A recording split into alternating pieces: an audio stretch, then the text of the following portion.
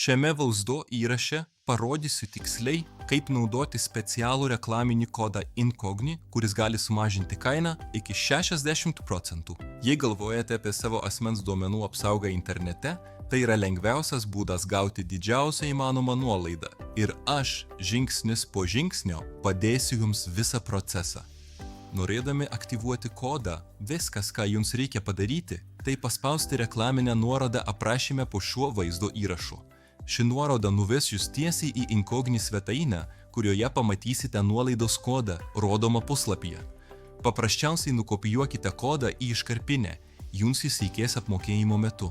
Kai turėsite kodą, pasirinkite jums tinkamiausią metinį planą. Metinis šeimos planas suteikia didžiausią sutaupimo galimybės ir apsaugo iki 5 žmonių duomenis po vienu prenumeratos planu. Tačiau galite pasirinkti bet kurį jums tinkantį variantą. Jei norite pigiausias galimybės, su taikoma nuolaida, pigiausias metinis planas kainuoja tik 60 eurų per metus. Pasirinkę planą, pereikite prie apmokėjimo, kur rasite laukelį skirtą reklaminiams kodams. Tiesiog įklijuokite anksčiau nukopijuotą kodą. Pritaikykite jį ir iškart pamatysite kainos sumažėjimą, kai kuriais atvejais iki 60%. Prisijungę prie savo Incogni valdymo skydelio, sistema iš karto pradeda foninį darbą, siekdama nustatyti, kurie duomenų brokeriai gali saugoti jūsų asmeninę informaciją. Pagrindinėme ekrane matysite aiškią apžvalgą, rodantį 3 pagrindinius skaičius.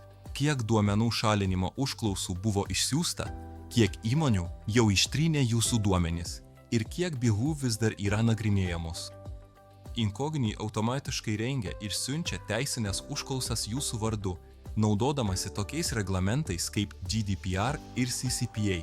Todėl jums nereikia patiems susisiekti su šiomis įmonėmis. Jei norite vėl susigrąžinti savo privatumą internete, spustelėkite nuorodą aprašyme ir gaukite specialią nuolaidą Incogni. Pamatysite patys, kiek įmonių turi jūsų duomenis ir kaip lengvai galite juos ištrinti.